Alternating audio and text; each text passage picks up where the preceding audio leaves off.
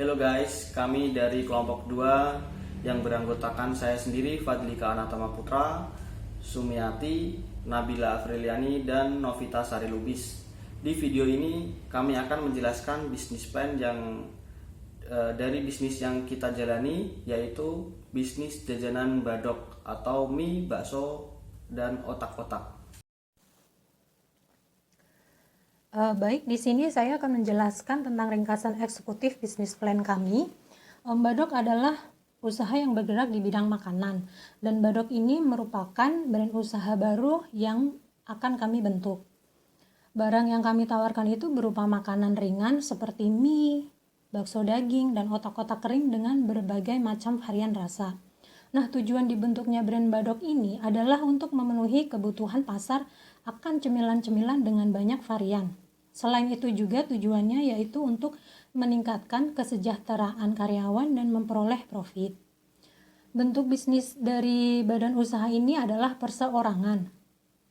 Semakin maraknya bisnis makanan ringan dengan berbagai varian saat ini dikarenakan semakin banyak inovasi-inovasi baru yang muncul dalam dunia kuliner. Banyaknya food vlogger yang memperkenalkan kuliner yang unik dan baru sehingga masyarakat itu tertarik untuk mencoba hal-hal yang baru. Salah satunya adalah mencoba makanan kuliner seperti makanan ringan yang kami tawarkan. Dan berikutnya adalah latar belakang pendiri usaha, yaitu seiring berkembangnya zaman dan teknologi, maka orang sekarang tuh mulai berhati-hati dalam memilih dan membeli makanan, karena pada masa sekarang ini tuh banyak makanan yang mengandung bahan kimia berbahaya. Tetapi mayoritas masyarakat itu menginginkan makanan yang enak tetapi relatif murah harganya dan tanpa memikirkan kandungan yang terdapat dalam makanan tersebut. Nah, untuk itulah dari kami menyediakan makanan yang rasanya enak dengan cukup murah, sederhana, higienis, dan bisa dikonsumsi secara sehat. Nah, oleh karena itu cemilan Badok ini tuh sangat cocok sekali disantap pada saat lagi santai ataupun mungkin pada saat lagi males makan yang berat dan pengen nyemil. Nah, itu tuh cocok sekali dan bisa buat acara keluarga ataupun acara ngumpul-ngumpul, itu enak sekali. Dan berikut adalah alamat dan nama perusahaan kami, yaitu nama usahanya adalah mie, bakso, dan otak-otak kering Badok, dan jenis usahanya adalah kuliner. Alamat offline-nya ada di daerah khusus ibu kota Jakarta, dan alamat online kami itu ada di @badok.lah dan emailnya badok.official@gmail.com, dan di Shopee itu ada jajanan.badok, dan di Tokopedia ada jajanan_badok. Dan nama alamat pemilik perusahaan Badok adalah Fadlika Anatama dan Nabila Afriliani yang beralamatkan di Jalan Cilangkap Raya, Kecamatan Cipayung, Jakarta Timur. Dan ada juga penanggung jawab, yaitu ada saya sendiri, Sumiati, dan Novita Sari Lubis yang beralamatkan di Jalan Raya Centek, Kecamatan Ciracas, Jakarta Timur. Baik, itu saja penjelasan dari saya. Terima kasih. Saya akan menjelaskan tentang rangkuman eksekutif. Yang pertama, keunikan produk. Yang kedua, cara pemasaran. Yang ketiga, rajin riset pasar. Yang keempat, tren di media sosial. Dan yang kelima, tentang produk. Selanjutnya, rangkuman eksekutif. Salah satu makanan ringan yang cocok dikonsumsi untuk waktu santai sekaligus cukup istimewa adalah mie, bakso, dan otak-otak kering. Keberadaan makanan ringan ini sebagai salah satu makanan ringan yang enak dan dinikmati.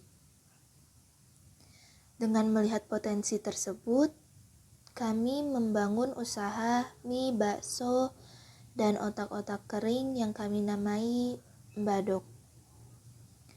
Banyak orang tidak berani memasak basreng, mie goreng, dan otak-otak ikan rumahan karena takut hasilnya tidak lezat. ada beberapa hal yang mempengaruhi kualitas rasa dari basreng rumahan. Mulai dari kualitas peralatan masak, selalu pastikan untuk menggunakan peralatan masak yang bermutu dan selalu dalam kondisi baik. Kemudian agar cita rasa makanan semakin enak, pastinya harus memakai berbagai bumbu supaya masakan yang dihasilkan tidak terasa hambar. Dan yang terakhir, perbanyaklah latihan untuk mengenali berbagai macam rasa makanan. Nikmatilah setiap langkah-langkah memasak dengan sepenuh hati karena perasaan yang semangat, tenang, dan tidak terburu-buru berpengaruh terhadap hasil akhir masakan juga. Yang pertama ada keunikan produk. Menentukan keunikan produk basreng yang akan dijual. Contohnya seperti rasa bakso yang segar dan tidak bau amis, mie kering yang renyah dan pedas, dan otak-otak yang segar dan tidak bau amis. Selain itu juga ada tingkat level rasa pedas sesuai dengan keinginan si pembeli. Yang kedua, cara pemasaran. Cara pemasaran menentukan target pasar. Misalnya target pasar di kalangan milenial, berarti kita akan memasarkannya melalui online shop seperti Shopee, Tokopedia, dan sebagainya. Yang ketiga, rajin riset pasar. Jangan malas untuk riset pasar. Penjual makanan ringan tentunya tidak sedikit. Belajar dari pengalaman orang lain agar bisnis bisa berkembang dengan baik. Yang keempat, tren di media sosial. Selalu cek di media sosial sehingga kita bisa selalu update dan tidak ketinggalan zaman. Jadi untuk memasarkan produk Badok ini kita akan mengikuti tren di sosmed. Yang terakhir tentang produk. Yang pertama ada basreng, varian olahan produk Badok, yaitu bahan bakso yang digoreng dan dibumbui pedas. Yang kedua ada mie goreng kering. Ini merupakan produk olahan Badok, mie goreng yang rasa gurih dan pedas dengan tingkat rasa pedas yang berbeda sehingga pembeli bisa memesan sesuai selera. Yang ketiga ada otak-otak goreng. Produk olahan Badok otak-otak goreng ini memiliki cita rasa gurih dan pedas dengan tingkat rasa pedas sesuai keinginan pembeli. Selanjutnya, visi dan misi perusahaan. Yang pertama, visi wirausahaan terhadap perusahaan. Pertama, menjadi wirausahaan yang terampil dan cekatan. Yang kedua, menjadi wirausahaan yang taat atas aturan. Yang ketiga, memberikan pelayanan yang baik terhadap pembeli. Kedua, bergerak di bidang apa perusahaan ini? Usaha ini bergerak di bidang kuliner, yaitu usaha yang bergerak di bidang makanan dan minuman yang menyajikan makanan dan minuman dalam bentuk apapun. Yang ketiga, nilai dan prinsip yang dibuat perusahaan. Kami menjunjung rasa hormat kepada setiap individu. Kepentingan perusahaan dan individu tidak dapat dipisahkan. Kami secara strategis berfokus pada pekerjaan dan inovasi adalah landasan kesuksesan kami. Yang keempat, keunikan perusahaan. Keunikan ini bisa dilihat dari banyak aspek seperti produk kami, konsep penjualan, hingga pemasaran. Yang kelima, sumber keunggulan kompetitif. Keunggulan kami adalah customer service atau pelayanan konsumen yang ramah, responsif, dan memuaskan. Selanjutnya, analisis lingkungan eksternal dan pasar. Yang pertama, perspektif masa depan industri.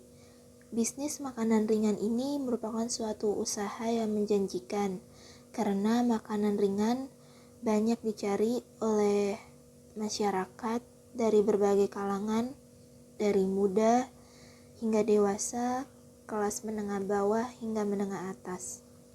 Yang kedua, perkiraan ukuran pasar.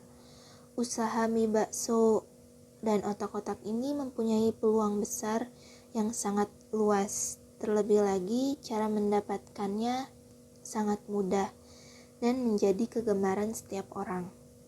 Yang ketiga, analisis persaingan. Dalam bisnis makanan ringan ini ada beberapa pesaing yang memiliki usaha sejenis yang harus diwaspadai agar tetap dapat membangun dan mengembangkan bisnis ini. Kami harus cermat kebutuhan pasar dan juga harus waspada pesaing lain agar tidak kalah, dan kami harus mempunyai inovasi baru dalam usaha makanan kering ini.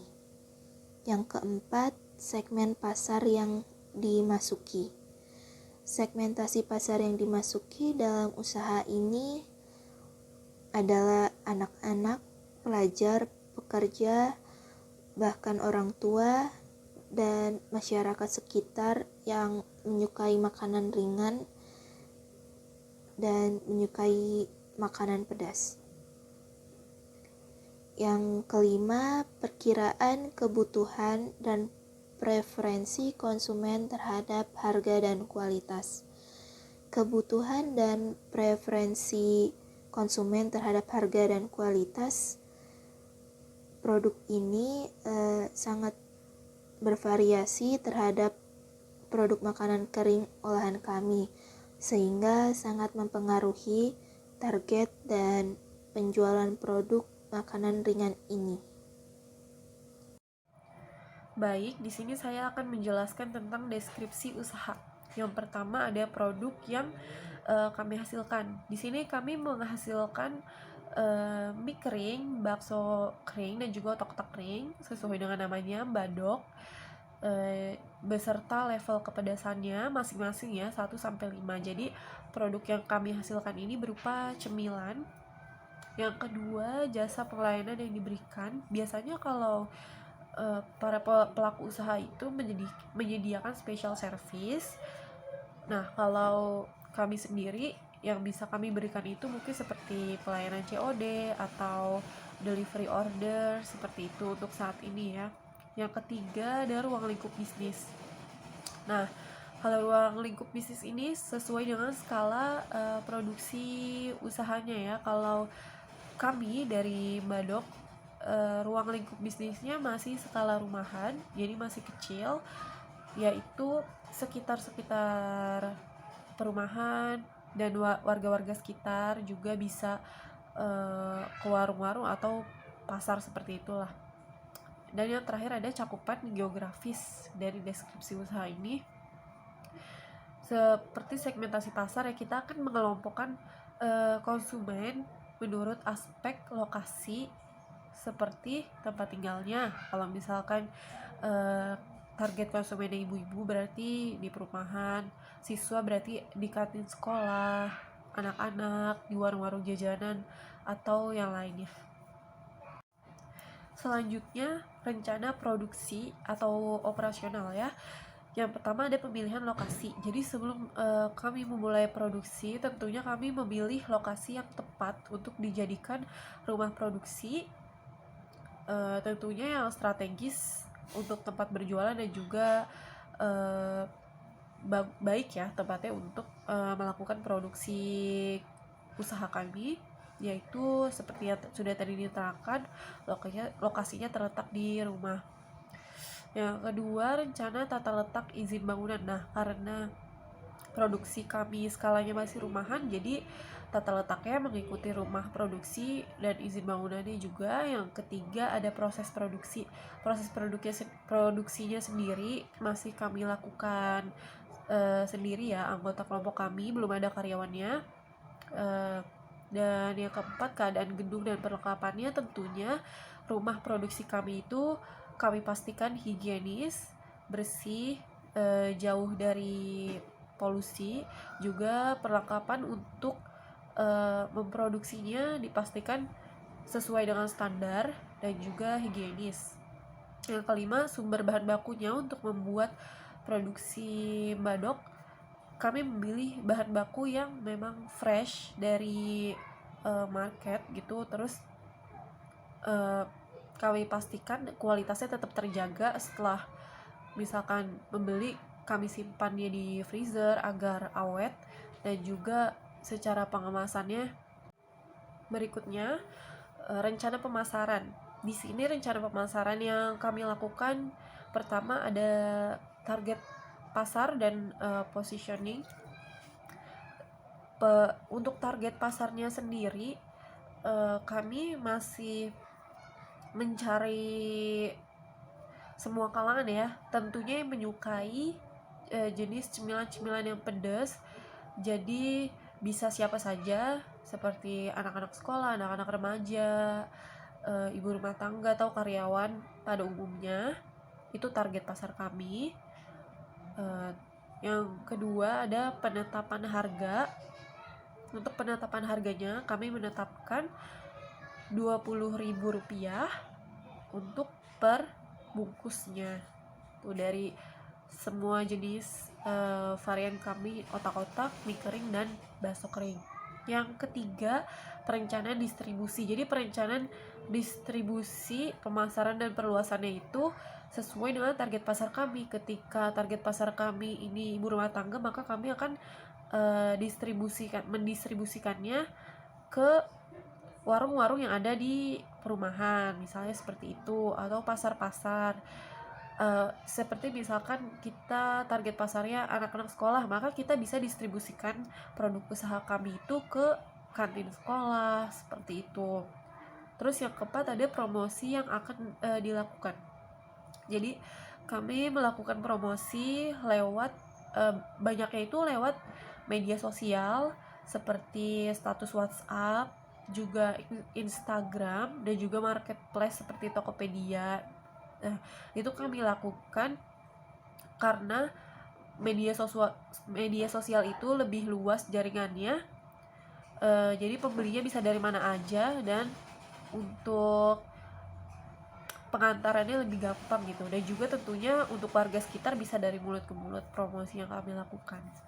Dan yang terakhir ada pengembangan produk. Jadi rencana kami untuk mengembangkan produk ini, mungkin nantinya akan ada varian-varian yang berbeda, yang lebih banyak lagi dari cemilan badok ini.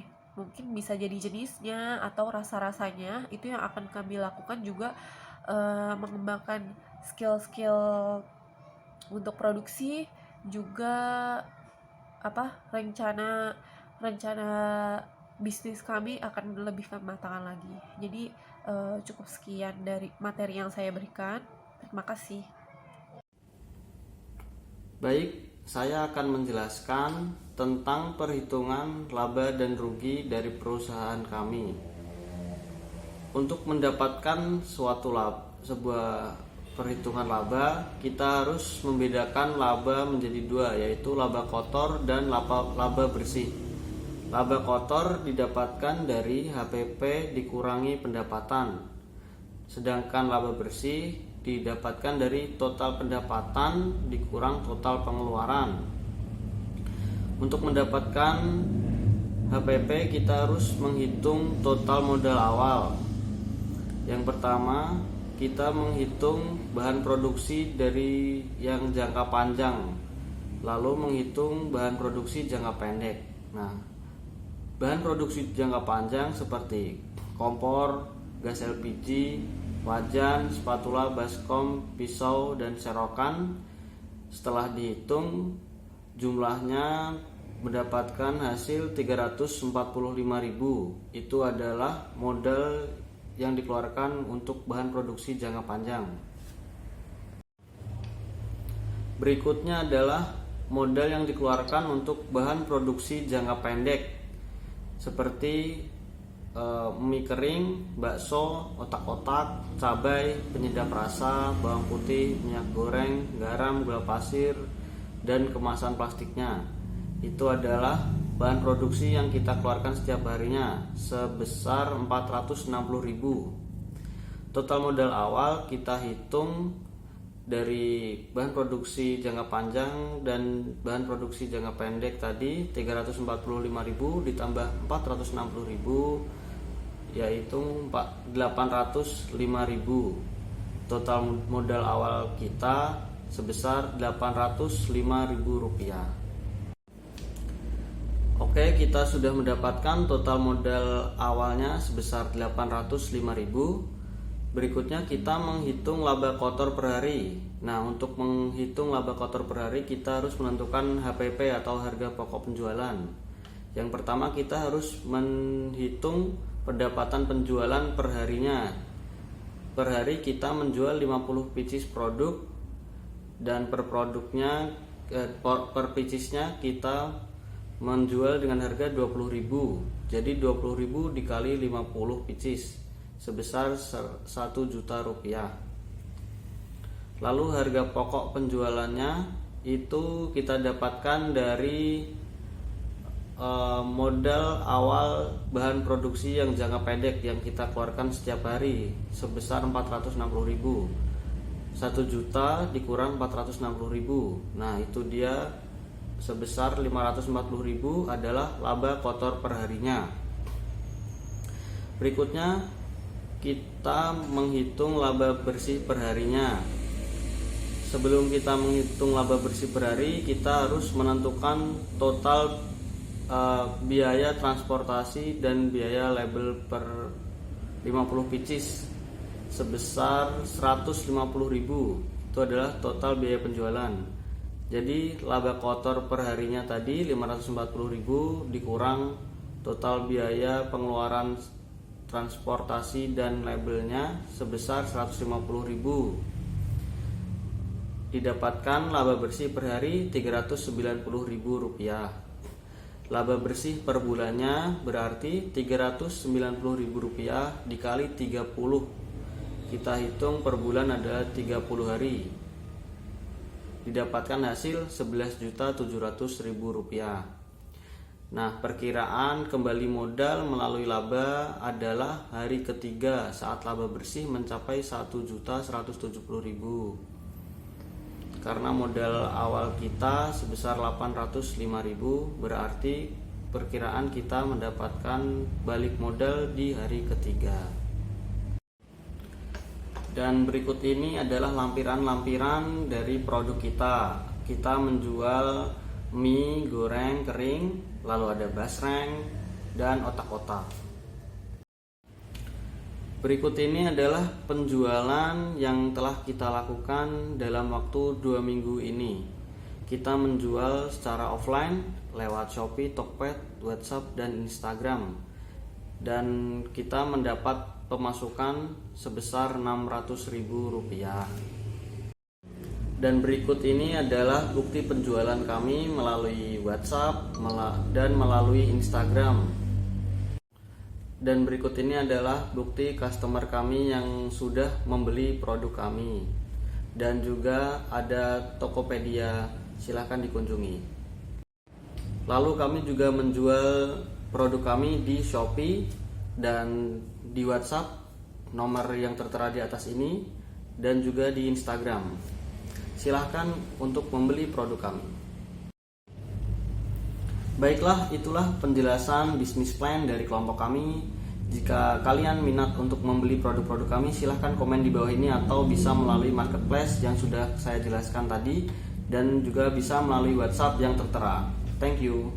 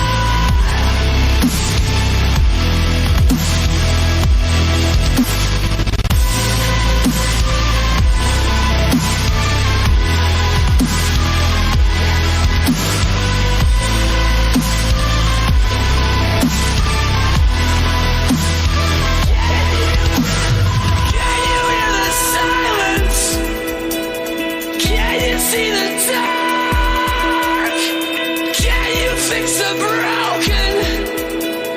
Can you feel my? Can you hopeless? Well, I'm hanging on my knees. Can you save my bastard soul? Will you wait for that? I'm sorry, brother. So sorry, lover. Forgive me, father. I love you, mother. Can you hear the silence? Can you see the dark? Can you fix a broken? Can you feel my heart?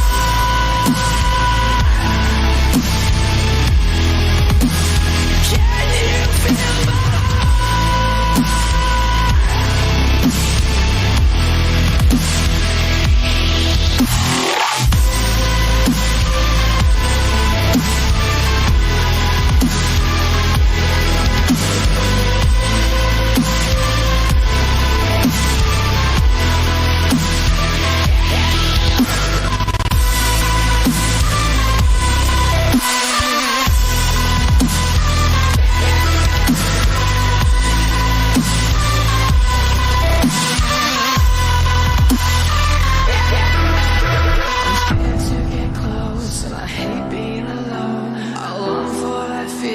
to not feel at all. The higher I get, the lower I'll sink. I can't drown my demons, they know how to swim. I'm scared to get close and I hate being alone. I long for that feeling to not feel at all.